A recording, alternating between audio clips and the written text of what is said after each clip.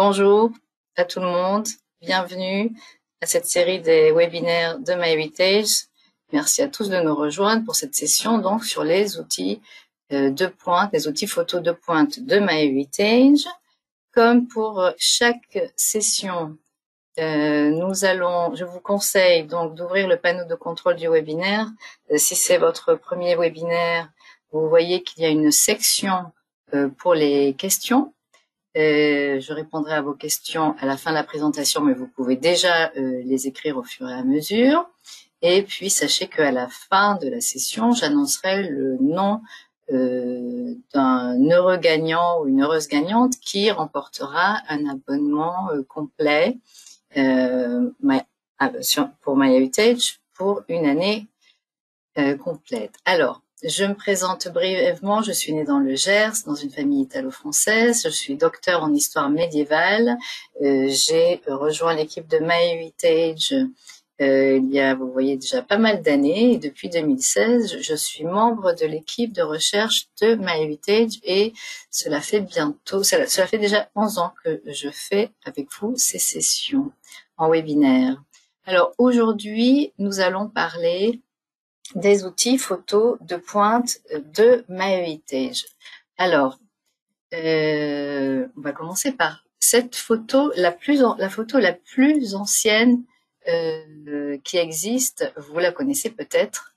C'est d'ailleurs une photo qui a été prise par un Français, Nicéphore Niepce, en 1827, qui s'appelle le point de vue du Gras, et qu'il a prise dans sa maison de Saint-Lô-de-Varennes, près de Chalon-sur-Saône, en Saône-et-Loire, qui est d'ailleurs un musée. Je vois d'ailleurs que quelqu'un a écrit avant même que je le dise où a été prise la photo. Vous êtes peut-être de là. On a tous de vieilles photos de famille en blanc et noir. On a évidemment rarement des photos aussi vieilles. C'est d'ailleurs une bonne question que vous pouvez écrire dans le chat. Quelle est de quand date la plus vieille photo que vous avez? Généralement, les plus vieilles photos qu'on a, c'est vers 1880, 1890. Et encore, normalement, elles sont assez rares. Alors, aujourd'hui, nous allons parler des photos. Vous savez que MyHeritage, cela fait plusieurs années qu'on se concentre sur les outils photos parce qu'évidemment, les vieilles photos, les photos de famille en général, sont partie intégrante de la généalogie. Donc, on a commencé il y a quelques années avec la colorisation, un outil pour mettre au point les visages qui s'appelle le sublimateur, le correcteur photo en fait qui répare les photos. On a souvent des vieilles photos qui sont abîmées, rayées, où il y a eu du scotch dessus, etc. La restauration des couleurs qui concerne les photos qui datent des années 60, entre les années 60 et 90, qui ont des couleurs qui ont jauni, qui sont délavées. Donc on a un outil pour restaurer ces couleurs.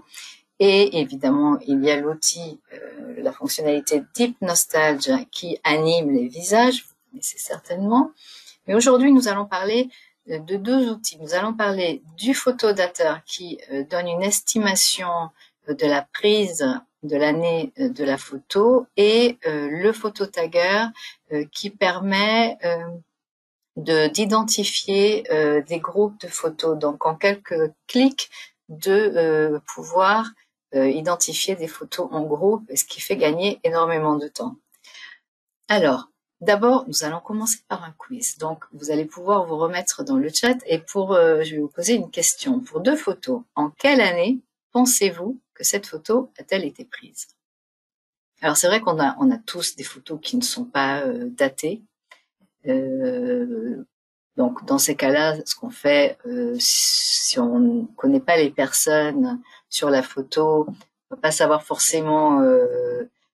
Quand on reconnaît les personnes, plus ou moins avec l'apparence qu'elles ont, l'âge, on peut comprendre, déterminer une année. Mais souvent, évidemment, c'est l'aspect de la photo, les couleurs, évidemment les vêtements, la coiffure. Donc, Catherine me dit 1970, Isabelle 1960, Michel 1965. Je vais vous dire la réponse un peu plus tard, mais vous y êtes très près. Une autre photo, celle-ci. Alors celle-ci, c'est aussi une photo de mariage. On comprend tout de suite que c'est une photo plus ancienne.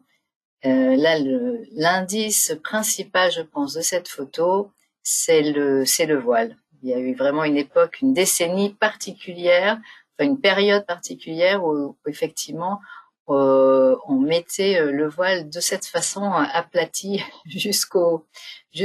sur le front. Alors, Isabelle a écrit 1925 et Claude 1935. Vous êtes prêts aussi? Michel 1910. Je vais vous donner la réponse dans quelques minutes. Alors, nous allons commencer par parler du photodateur. Alors, le photodateur, comme son nom l'indique, date, donc c'est un outil qui estime la date des photos à l'aide de l'intelligence artificielle. C'est un outil qui a été développé et qui est disponible sur MyHeritage. Donc, il propose une estimation de date pour les photos.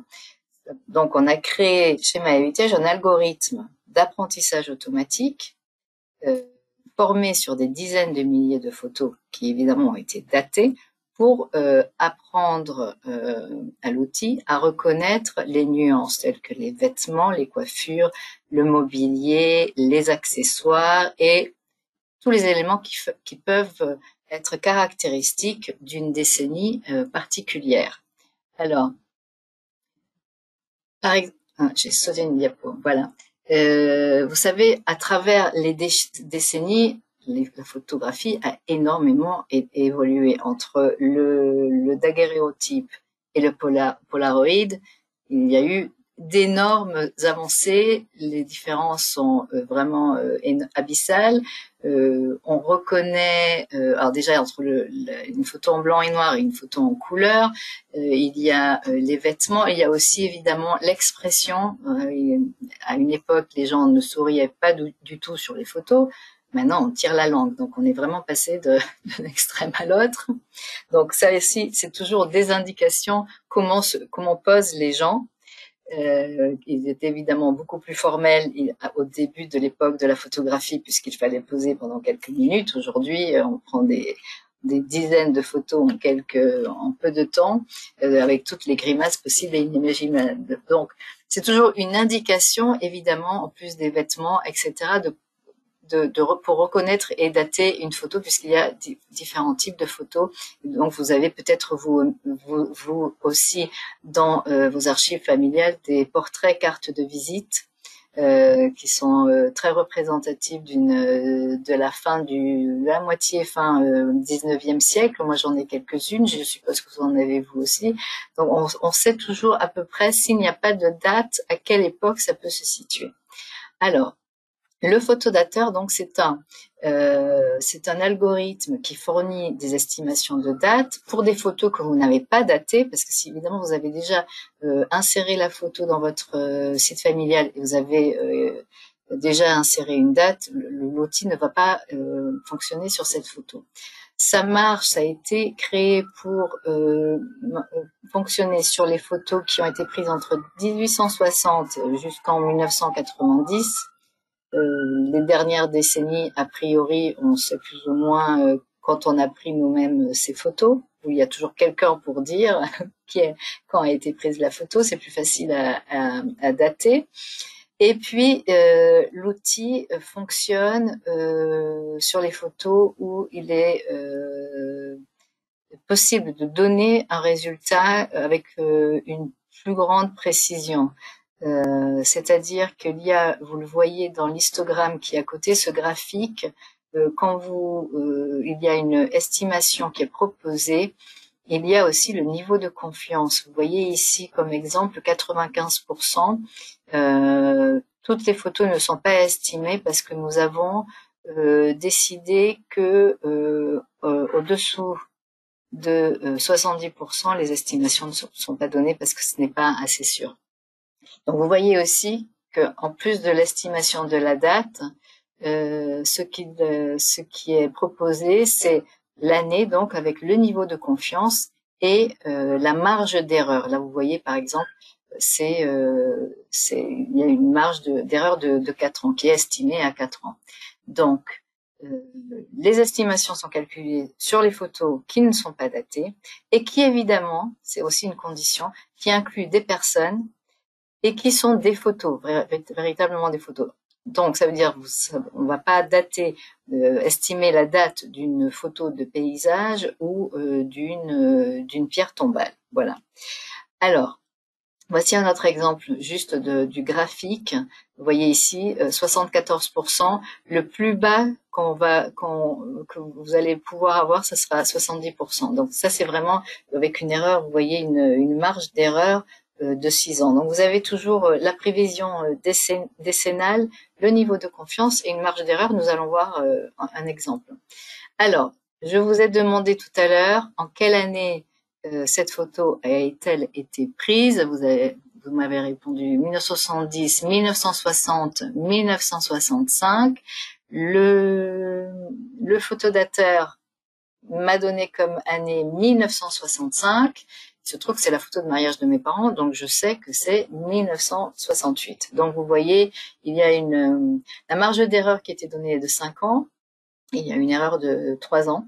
Donc c'est pas mal. Le niveau de confiance est de 89%. Donc dans ce cas-là, si je n'avais pas su la date, j'aurais pu donc la sauvegarder et elle apparaît dans ces cas-là comme date estimée. C'est-à-dire quand vous acceptez une estimation de date, ça reste de toute façon bien indiqué que c'est une estimation, puisqu'on parle d'intelligence artificielle. Il peut y avoir donc des erreurs. Il y a une marge d'erreur possible. Donc, c'est toujours indiqué clairement que ce n'est pas vous qui avez inséré la date de façon certaine. Donc, c'est indiqué de cette façon, date estimée 1965. Bon, là, c'était juste pour l'exemple pour la session, parce que je n'avais pas daté la photo, mais je sais que c'est 1968. L'autre photo que je vous ai demandé tout à l'heure, alors, vous avez dit 1925, 1935, 1910 et Catherine a écrit aussi après 1933. Alors vous n'êtes pas loin. Photodateur a estimé la date à 1935. C'est la photo de mariage de mes grands-parents. Et donc c'est 1936. Donc c'est Catherine justement. Non, c'est Claude qui était le plus près d'ailleurs, qui a donné la même année que photodateur. Donc vous voyez comment ça marche. Pour faire quelques autres essais pour vous montrer, cette photo de mon grand-père, d'ailleurs prisonnier de guerre en Allemagne, vous voyez, c'est 1939 selon le photodateur, l'année réelle c'est 1941. Donc vous pouvez toujours cliquer sur la date estimée pour voir justement le niveau de confiance et la marge d'erreur. De toute façon, à chaque fois, si vous l'acceptez, l'estimation, si vous cliquez donc sur enregistrer, vous allez avoir, ça sera toujours indiqué que c'est une date estimée. Si vous rejetez, vous pouvez toujours évidemment insérer une date après vous-même. Si vous avez ensuite vous connaissez la date certaine qui est différente de l'estimation, vous avez toujours évidemment la possibilité de saisir manuellement la date. D'ailleurs, quand vous saisissez une date pour une photo, vous avez aussi le petit menu déroulant qui vous permet de saisir vous-même manuellement si la date est exacte, avant, après, si c'est une date estimée. Donc, vous pouvez jouer aussi avec ces nuances vous-même manuellement. Alors, par exemple, cette photo, j'ai été étonnée, je vous avoue, d'avoir une estimation parce que vous pouvez m'écrire d'ailleurs à quelle année vous pensez qu'elle a été prise, parce que effectivement, comme je vous l'ai dit, Photodater ne va pas vous suggérer une date si le niveau de confiance est en deçà de 70%. Et je vois que vous vous en sortez pas mal. Je vois que Michel écrit 1925, Catherine 1917 et Claude 1918. Alors c'est vrai que la coiffure des jeunes filles peut effectivement faire penser que c'est effectivement vers les années 20. Parce que c'est vrai qu'au niveau des vêtements, c'est peut-être un peu plus difficile. Mais alors, Photodater l'a estimé à 1921. C'est une photo qui a été prise dans l'actuelle Ukraine. C'est une sœur du grand-père de mon mari et la photo date de 1925. Donc c'est pas mal. Il y a une marge d'erreur d'ailleurs qui a été effectivement repérée comme ça de 4 ans avec un niveau de confiance de 95%. Donc, je vous l'ai déjà dit, je le répète, tous les documents ne sont pas pris en compte. C'est des photos avec des personnes, pas des paysages, pas des tableaux. Vous voyez ici, pas de pierre tombale, pas de dessin, pas de documents.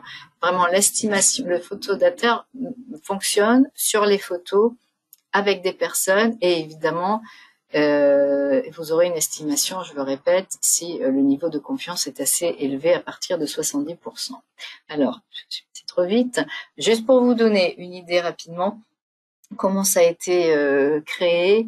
Donc des dizaines de milliers de photos datées ont été insérées dans le programme entre 1860 jusqu'en 1990. Au-delà, il n'y a pas de résultat parce que le photodateur n'a pas été créé pour, et en essayant de donner évidemment le plus de photos possible, le même nombre de photos pour chaque décennie. Alors évidemment, on a plus de photos pour certaines décennies.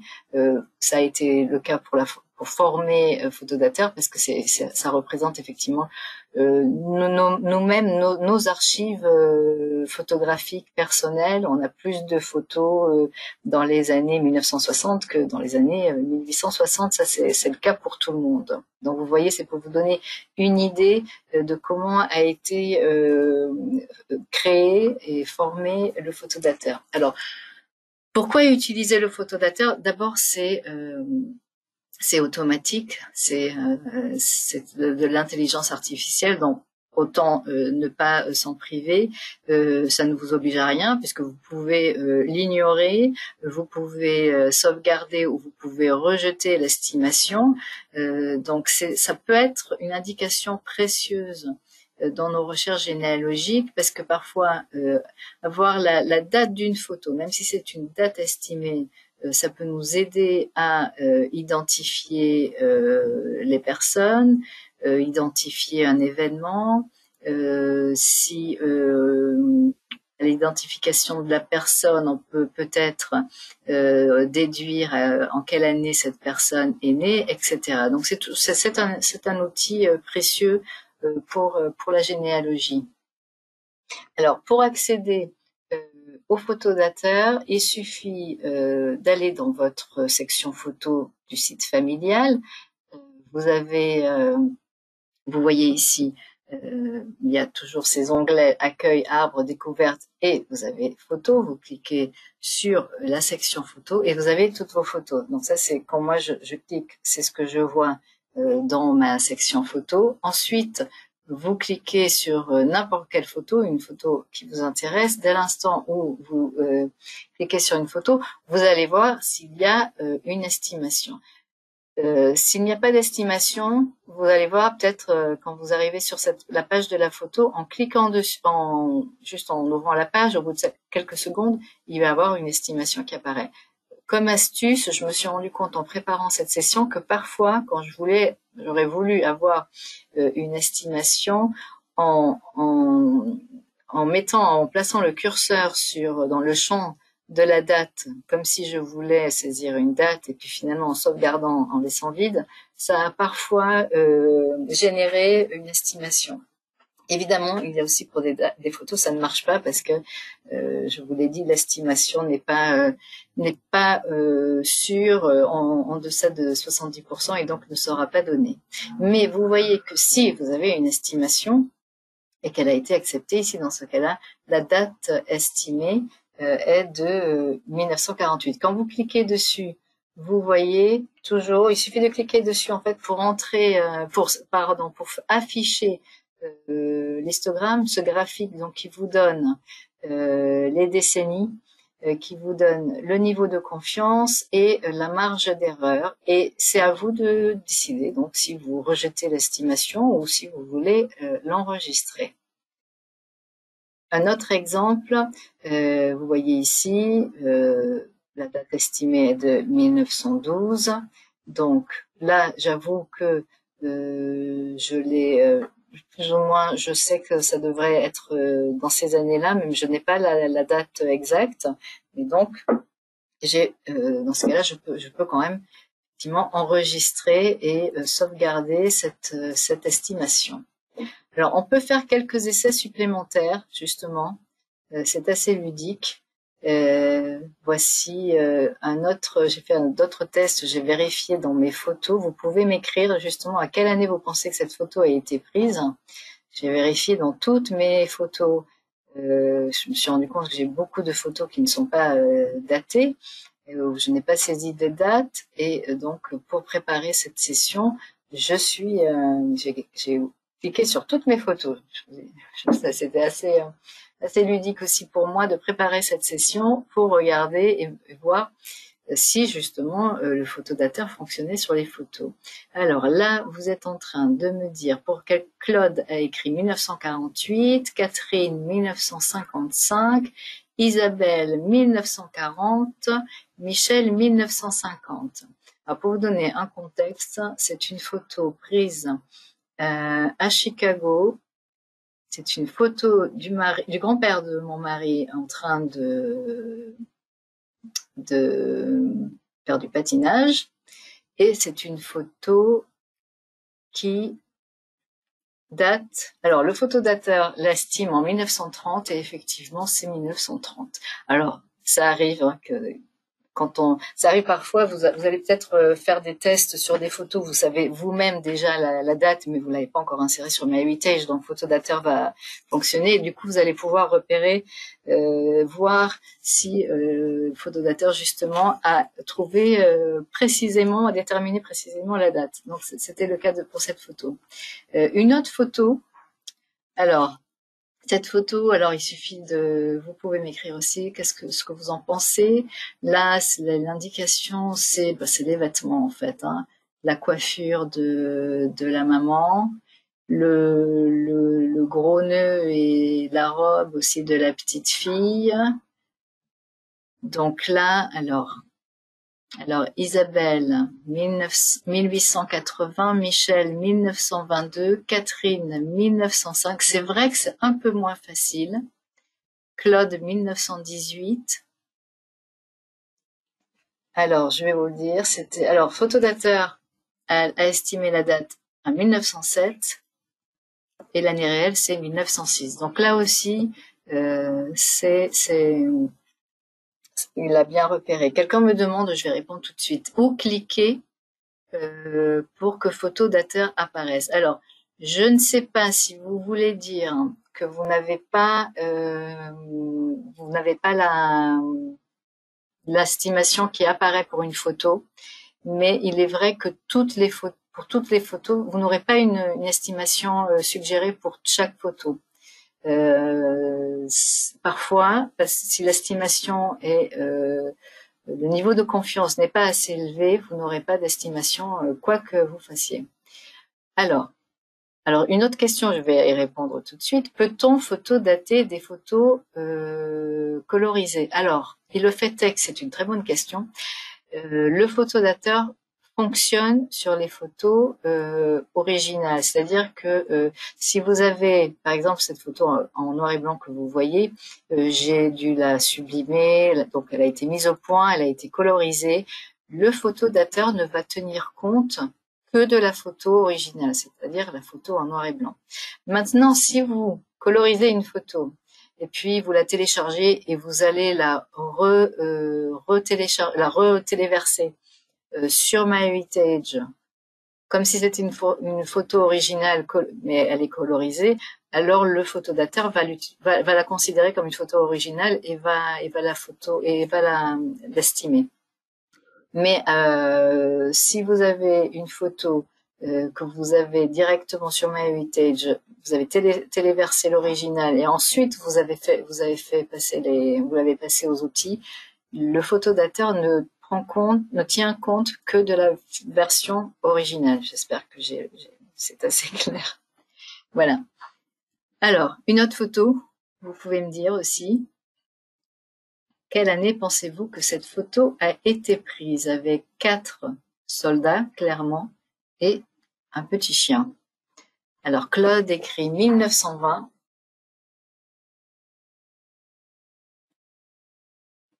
Michel écrit 1930. Reynald a écrit 1915. Catherine 1930.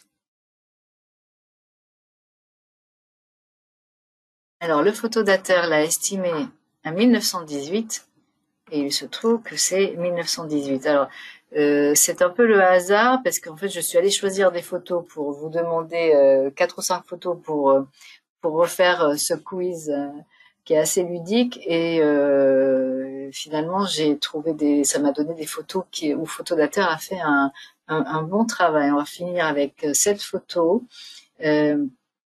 Alors, vous voyez, alors juste parce que c'est sympathique de savoir cette photo, celle-ci, je vous avais dit, ça c'est la petite fille, c'est la grand-mère de mon mari avec sa mère. Je pense que c'est une photo qui a été prise donc forcément aux États-Unis. Cette photo a été prise en 1918. C'est les soldats avec le grand-père de mon mari. C'est parti de l'armée britannique durant la Première Guerre mondiale.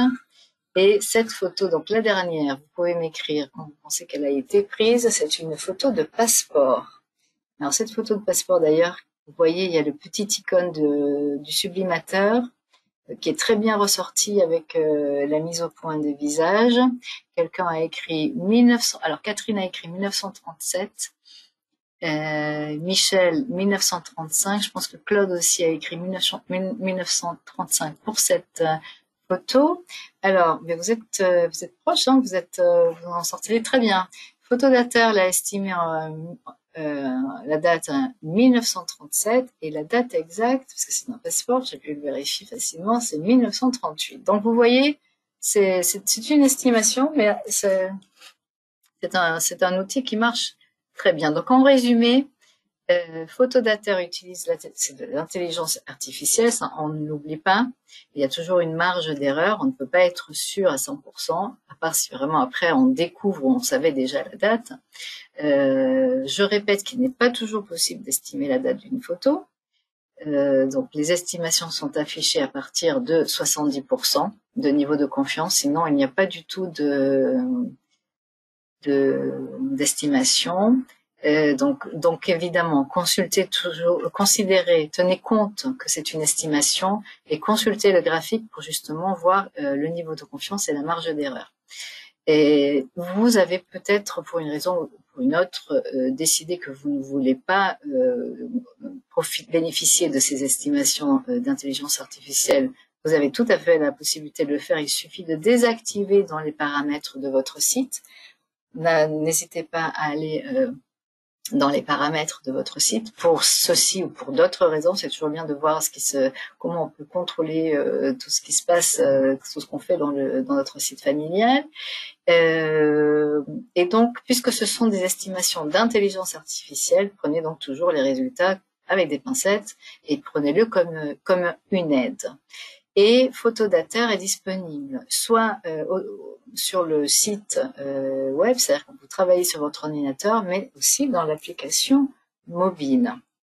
Alors, quelqu'un me demande, est-ce que la taille, l'exposition influe sur le résultat? Non, c'est vraiment tout ce qui est caractéristique, en fait, des photographies, de l'expression des vêtements, des coiffures, des accessoires sur la photo, du type de photo, mais la taille ou l'exposition, non, ça n'influe pas sur le résultat. Quelque chose qui influe sur le résultat, en revanche, c'est si les personnes sur la photo sont identifiées, alors le photodateur va être capable de tenir compte de la date des personnes. Vous avez donc la date de naissance, la date de décès. Le photodateur va tenir compte effectivement de la date des personnes qui sont identifiées sur la photo. En revanche, si vous avez mis l'année dans le titre de la photo, ça, photodateur n'en tient pas du tout compte. Il ne va tenir compte que de l'identification des personnes, mais pas dans le titre, rien du tout dans le titre. Alors, nous allons passer maintenant au deuxième outil qui est Photo Tagger, l'outil de reconnaissance faciale, mais qui spécifiquement vous permet d'identifier plusieurs photos instantanément, ce qui vraiment nous fait gagner beaucoup de temps quand on a beaucoup de photos.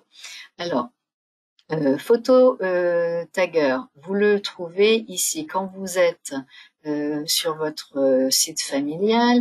Vous voyez dans tous les onglets, dans l'onglet photo, quand vous ouvrez le menu déroulant cette fois, deuxième option, c'est Photo Tagger. Donc vous cliquez dessus et alors si vous n'avez jamais utilisé Photo Tagger, vous allez d'abord arriver sur cette page qui vous explique ce que c'est. Ça vous permet d'identifier. Bon, alors tagger, c'est bien de taguer, mais en fait c'est identifier des photos. Ça vous permet d'identifier rapidement et facilement des groupes de photos. Donc ça, c'est là aussi de l'intelligence artificielle puisque c'est de la reconnaissance faciale. Et MyHeritage va vous suggérer des groupes de photos pour pouvoir les identifier facilement en quelques clics. Alors, quand vous arrivez sur cette page, si encore vous n'avez jamais utilisé PhotoTagger, vous cliquez sur commencer. Vous devez d'abord donner votre consentement parce qu'on parle quand même de reconnaissance faciale. Vous pouvez lire justement dans le détail ce que cela veut dire. Par exemple, PhotoTagger ne mémorise l'apparence que des personnes qui sont marquées comme décédées dans votre arbre, pas les personnes qui sont en vie. Par exemple, les suggestions de reconnaissance faciale sont conservées pendant 3 mois. Si au bout de 3 mois, vous n'êtes pas allé sur PhotoTagger pour justement consulter les suggestions d'identification ou pour identifier directement vous-même, ce sera effacé. Donc, c'est pour des raisons de confidentialité. Donc, vous cliquez sur « Je donne explicitement mon consentement à MyHeritage », etc. pour pouvoir bénéficier de PhotoTagger. Alors, voici à quoi ressemble la page de PhotoTagger. Donc, vous avez la page sur laquelle vous arrivez, vous allez avoir tous les groupes qui apparaissent, mais vous pouvez aussi filtrer et cliquer sur personne identifiée ou personne non identifiée. C'est-à-dire que là, vous voyez, il y a des groupes qui ont un nom et le groupe en bas où il y a écrit de qui s'agit-il. Si vous voulez voir que les groupes qui ne sont pas identifiés, il suffit de cliquer sur personne non identifiée en haut. Donc, nous allons voir. Si vous voulez, on va voir à quoi ressemble un groupe, ici dans ce cas-là, d'une personne identifiée. Dans ce cas-là, voici à quoi ça ressemble. Vous avez la possibilité de rejeter s'il y a une erreur et que cette personne, en fait, n'est pas la personne comme elle a été avec le nom, il s'agit d'une autre personne. Vous avez évidemment la possibilité, c'est très important, vous devez descendre, vous devez voir toutes les photos, parce que vous allez peut-être voir que dans le groupe, là, il y a 10 photos, mais en fait, en vérifiant ce groupe, je me suis rendu compte qu'une photo, c'est pas cette personne, ça c'est sa fille. Donc, il suffit de passer dessus et de décocher. Vous voyez, quand c'est coché, c'est orange. Quand dès que j'ai décoché, il y a juste le cercle.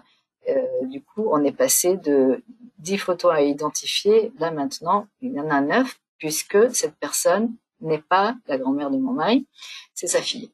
Donc, vous voyez, c'est très simple. Vous allez peut-être avoir, là, il y avait 10 photos, mais il peut y en avoir beaucoup plus. Donc, vous vérifiez toutes les photos. Vous voyez qu'à chaque fois, il y a le visage en gros plan et il y a la photo même que vous pouvez, ça donne comme ça le contexte, vous savez de quelle photo il s'agit, ça peut vous aider. Si ce n'est pas évident de voir qu'il s'agit bien de cette personne, ça donne une indication supplémentaire pour savoir si l'identification est bonne. et pour pouvoir donc appuyer sur taguer, dans ce cas-là, taguer 9 photos, vous allez pouvoir en un clic identifier toutes ces personnes, donc c'est très pratique. Donc vous voyez, là, c'est important, je pense que d'ailleurs vous ne pouvez pas appuyer taguer tant que vous n'avez pas vérifié toutes les photos. Vous devez descendre dans la page, voir toutes les photos avant de pouvoir le faire. Vous voyez un autre exemple de groupe de photos. Là, c'est mon arrière-grand-père. Vous voyez, il y a 4 photos. Alors, vous avez la possibilité, vous voyez sur les photos qui sont à droite, vous voyez toujours la photo entière pour justement voir le contexte de quelle photo il s'agit. Vous avez la possibilité en cliquant dessus de voir la photo en grand écran.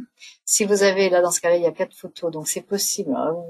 En haut, là, vous avez à gauche, vous revenez en arrière, mais vous pouvez, vous voyez la flèche au milieu à droite, vous pouvez passer d'une photo à l'autre, et vous voyez ici que si vous voulez justement rejeter cette photo, vous allez pouvoir le faire aussi ici. Il suffit juste de décocher et ça, vous ne verrez plus ce bouton orange. Alors, quelqu'un m'a demandé, je vais répondre maintenant, comment savoir si une photo correspond à une personne reprise dans mon arbre si Photo Tagger ne la reprend pas? Alors, je ne suis pas sûre d'avoir compris la question. Ce que je peux vous dire, c'est que si vous avez un doute, ou vous ignorez, ou le mieux c'est d'ignorer et de voir après, parce que de toute façon, même si vous rejetez un groupe de photos, Phototagger retravaillera sur ces photos.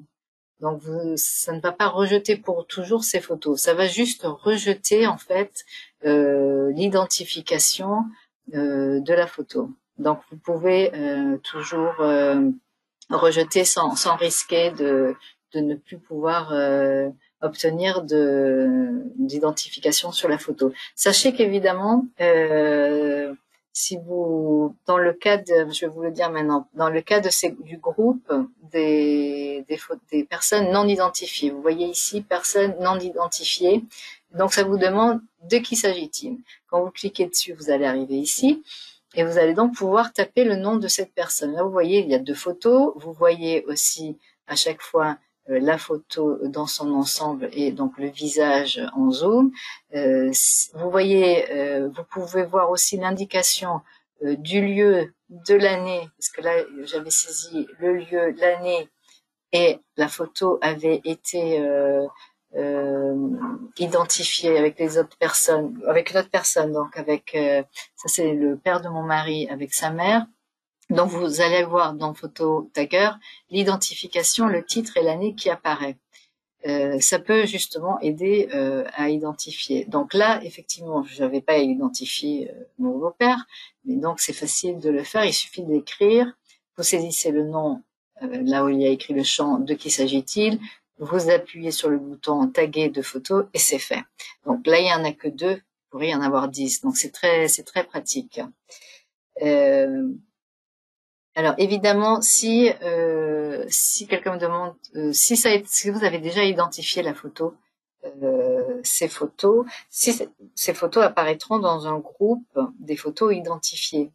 Mais l'avantage de Phototagger, c'est que dans le groupe des photos identifiées, vous allez peut-être avoir vous avez identifié certaines personnes, une personne, par exemple 10 personnes pour cette 10 photos pour cette personne, mais vous en avez d'autres, en fait, d'autres photos qui n'ont pas été identifiées avec cette même personne. Et grâce à l'identification précédente, Phototagger va pouvoir reconnaître donc c'est la même personne et vous permettre en un clic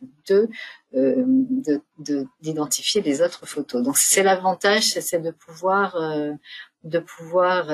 identifier facilement des photos par groupe. Évidemment, ça fonctionne si vous-même vous avez déjà identifié au moins une photo de cette personne.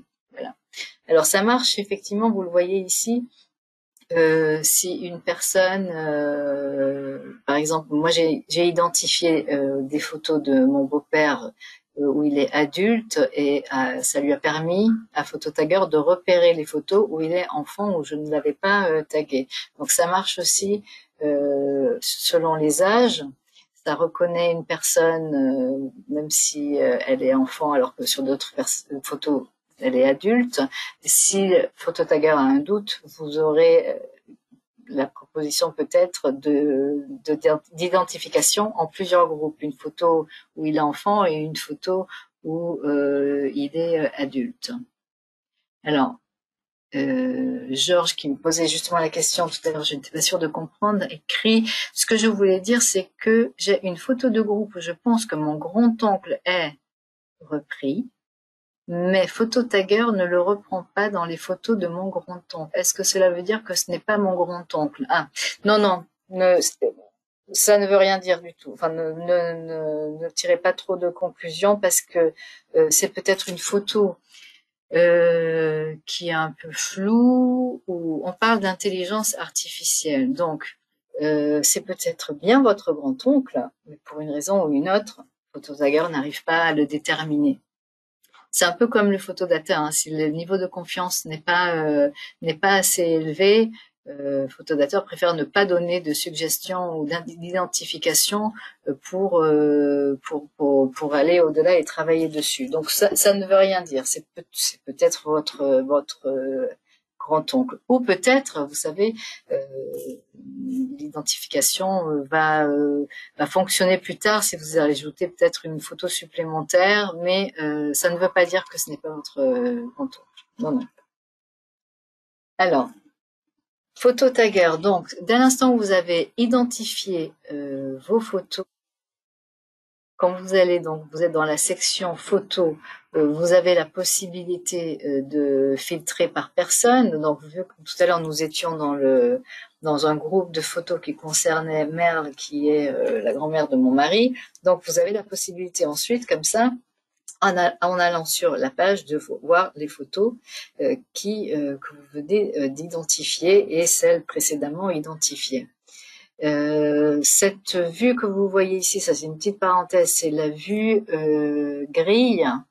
Vous savez que vous voyez ici en haut, il y a la vue grille et à droite c'est la vue liste. Donc la vue liste vous permet de voir les photos de cette façon. Donc avec la photo, une colonne pour le titre, l'identification, la date, le lieu.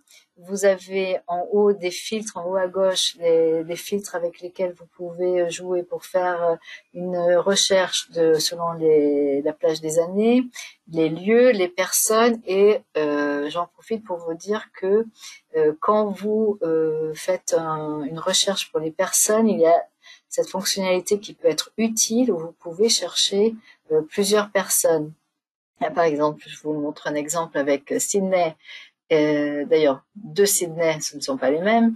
Le grand-père de mon mari et un cousin du grand-père de mon mari. Vous voyez que si je saisis les deux noms et je coche la fonctionnalité montrer des photos de ces personnes ensemble, vous allez pouvoir faire une recherche pour faire apparaître, afficher seulement les photos où ces deux personnes apparaissent ensemble. Donc c'est une petite astuce, un petit outil utile que vous pouvez utiliser. Alors quelqu'un veut revoir la grille. Alors ça c'est la vue grille.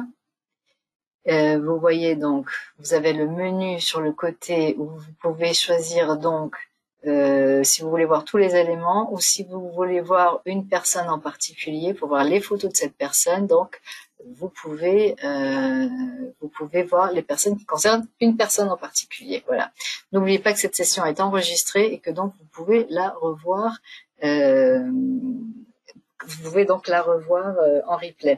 Alors, qu'est-ce que j'ai fait pour quelqu'un? Alors, donc Anita demande, qu'avez-vous fait pour voir la grille? Alors, tout simplement, en fait, vous cliquez seulement sur la page section des photos et en fonction de ce que vous utilisez d'habitude, peut-être que vous voyez toujours la vue liste parce que vous avez l'habitude de travailler en liste, mais a priori, il suffit de cliquer donc en haut, vous voyez ici, à côté de importer, vous pouvez basculer entre la vue liste et la vue grille. Les deux sont bien et pour travailler. Donc moi j'utilise les deux. Donc il n'y a pas de raison de choisir. Vous pouvez basculer entre les deux vues en fonction de ce que vous voulez faire.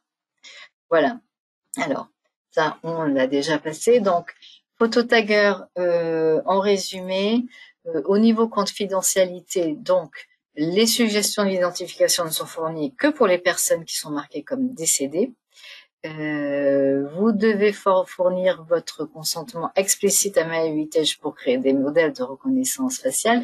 Vous pouvez changer d'avis, c'est-à-dire que si vous décidez que vous ne voulez plus bénéficier de phototagger, comme pour Photodater, vous allez dans les paramètres de votre site familial. En général, si vous n'avez jamais été dans les paramètres de votre site, regardez quand vous êtes sur votre site en haut à droite, sous votre nom, vous avez un menu déroulant qui vous permet d'accéder aux paramètres du site. Allez-y, il y a certainement beaucoup de paramètres importants et intéressants pour vous. Et donc, dès l'instant où vous retirez le consentement pour phototagger, ça va évidemment supprimer automatiquement toutes les suggestions d'identification qui auront été précédemment générées. Voilà. Alors, on a fini pour cette session, mais je voulais en profiter pour vous raconter quelque chose qui s'est passé pendant la préparation de cette session. Pour ceux qui suivent ces webinaires, vous savez que j'utilise toujours mon site familial. Vous avez peut-être remarqué, ça fait des années que cette photo que vous voyez de la Première Guerre mondiale, c'est la photo de couverture sur mon site familial de MyHeritage. Alors cette photo, en fait, dans ma famille, on n'a jamais su pourquoi nous avons cette photo. Il se trouve que j'ai un arrière-grand-père qui a fait la guerre pendant 4 ans, qui a été très marqué par cette guerre. Donc j'ai toujours pensé en fait que c'était une photo d'amis à lui de la guerre. On savait très bien qu'il n'est pas sur la photo. C'est une jolie photo, vous voyez, un chat, un chien, une belle photo. On voit que ce ne sont pas de jeunes soldats. Donc je ne savais pas qui c'était. En préparant cette session, je vous ai dit, j'ai passé en revue toutes les photos. Donc je me suis rendu compte tout d'un coup que la reconnaissance faciale de MyHeritage me suggérait une identification en me demandant si un des soldats ne serait pas Marcelin, un arrière-arrière-grand-père.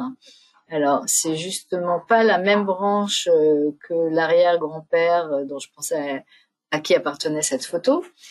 Ça m'a interpellée parce que je n'ai qu'une photo pour cet arrière-arrière-grand-père, mais en comparant, vous voyez, c'est la photo qu'il y a dans la petite photo de profil donc de l'arbre, je me suis rendu compte que, alors sans tenir compte de la moustache, hein, mais que vraiment les yeux, le nez, le menton, le front, vraiment correspondaient énormément. Alors le fait est que je n'ai jamais j'ai jamais pensé à lui pendant la Première Guerre mondiale, puisqu'il avait 40 ans à l'époque. Je savais que son fils, qui a eu 18 ans en 1918, a fait la guerre pendant quelques mois. Je n'avais jamais pensé qu'il avait fait la guerre. Donc, je n'avais jamais recherché son registre matricule, pour vous dire la vérité. Donc, c'est ce que je suis allée faire après avoir vu cette suggestion. Je suis allée voir. Alors, quand vous avez une suggestion, que vous passez avec le curseur sur le visage, vous voyez cette petite fenêtre apparaître qui vous demande justement si c'est cette personne et vous pouvez dire oui ou non.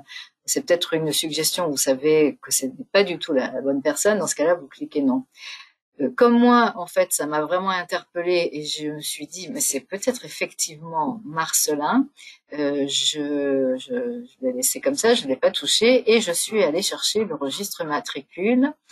Et après avoir retrouvé facilement le registre matricule, je me suis rendu compte, avec grande surprise, que effectivement, à 40 ans, en 1914, il a bien été appelé et il a fait la guerre. Toute la guerre jusqu'en 1917.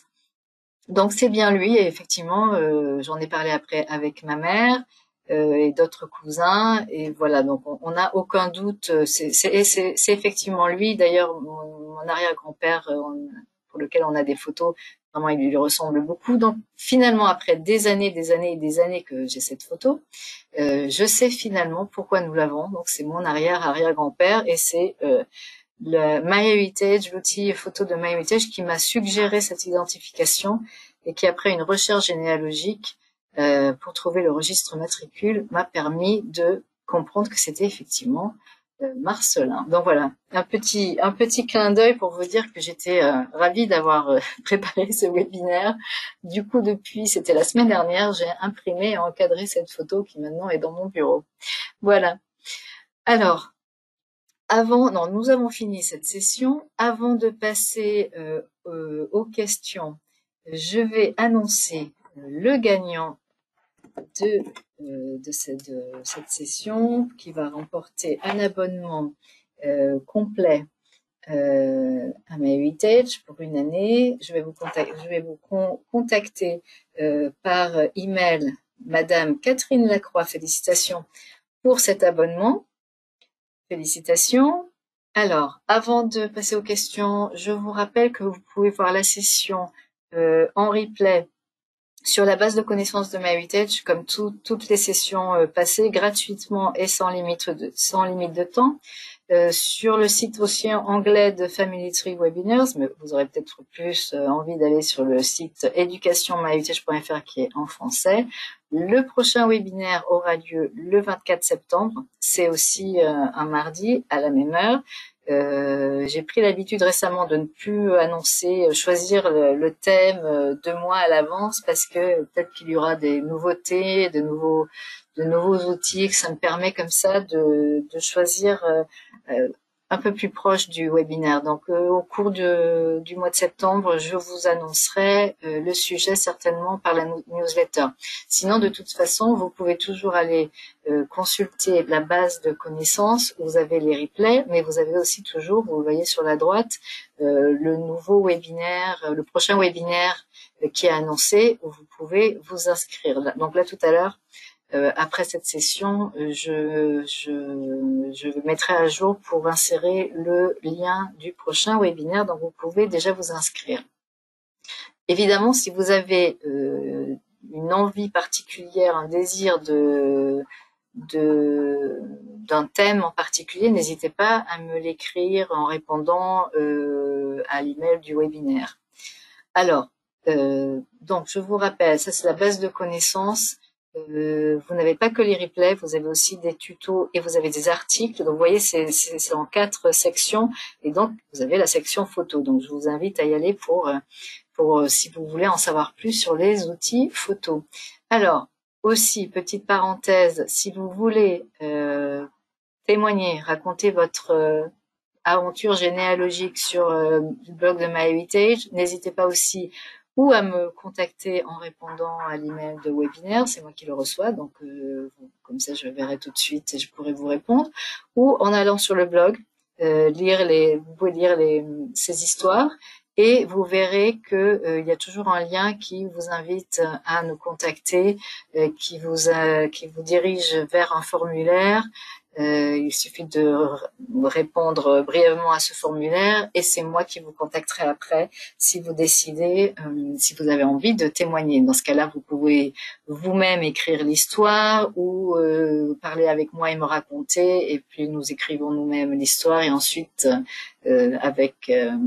c'est toujours fait avec vous. Nous publions votre histoire sur le blog de MyHeritage. Donc, n'hésitez pas aussi à me contacter si vous voulez raconter votre histoire généalogique. Souvent, donc, une découverte. Récemment, une très belle histoire de Yael qui est ici et qui fait partie de l'audience, qui a raconté une très belle histoire de Smart Matches.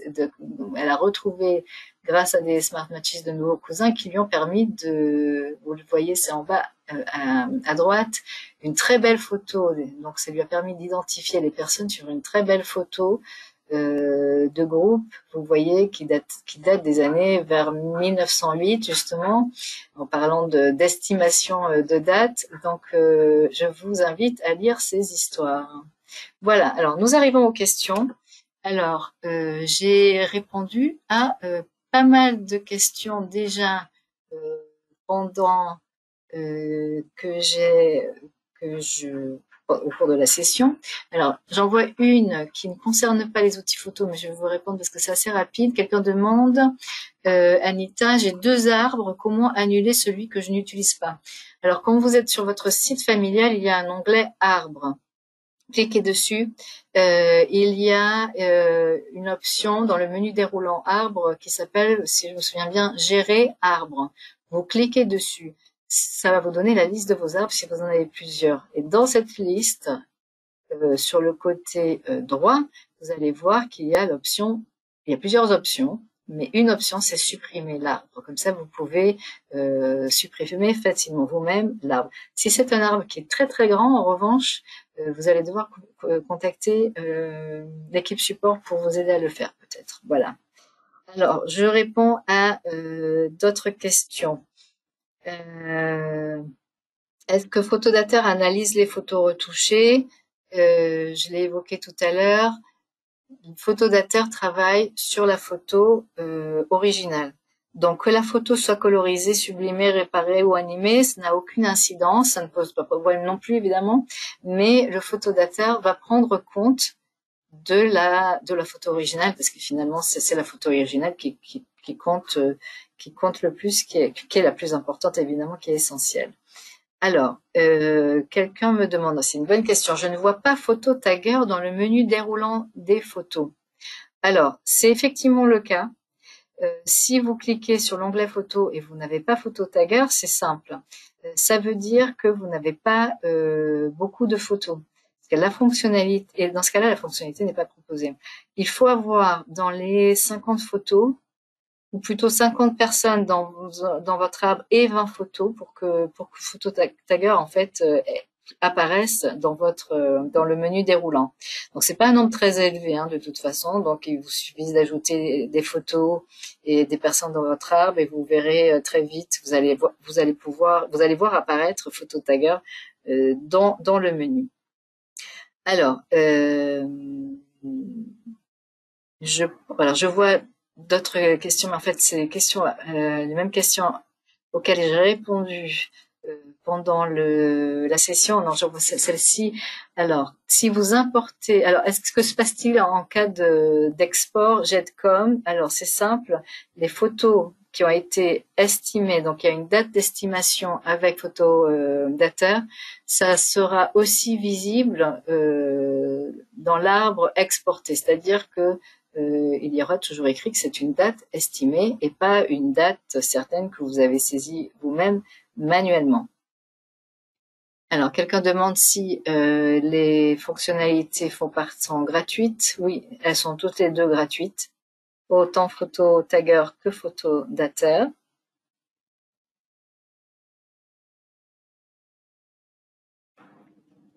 Alors, je vois une dernière question. Alors, je n'ai pas eu le temps de prendre note des sites que vous avez mentionnés. Si j'ai bien compris, pour revoir les webinaires ou prendre davantage de renseignements sur, pouvez-vous réafficher ces deux slides? Alors, en fait, alors je vais y revenir tout simplement, mais je pense que vous devez juste, voilà, il s'agit de la base de connaissances de MyHeritage. Si vous allez sur Internet et vous écrivez base de connaissances MyHeritage, vous allez arriver dessus sans problème. Donc, base de connaissances MyHeritage. Vous n'avez pas besoin d'écrire précisément l'URL que vous voyez aussi en haut, education.myheritage.fr. Base de connaissances MyHeritage, vous allez y arriver. Donc, vous avez ici tous les replays, toujours le prochain... Non, c'est bien ce slide. C'est bien ça. Je parle de la même chose. Voilà. Education.myheritage.fr. Et là, c'est la photo, justement, l'image du site. Voilà, donc c'est là que vous avez les replays et c'est là que vous pouvez aussi accéder au lien d'inscription du prochain webinaire. Donc, je pense que nous avons vraiment fait le tour. J'ai répondu, j'espère, à toutes vos questions. Sinon, vous le savez, je peux vous contacter directement. Je pense que j'ai répondu à toutes les questions. Voilà. Je vais revenir ici et je vous remercie. Et nous nous retrouvons donc le mois prochain, je crois, donc pour le 24 septembre. En attendant, vous pouvez me contacter sans problème en répondant à l'email du webinaire. Je vous remercie, je vous souhaite une bonne journée et à bientôt.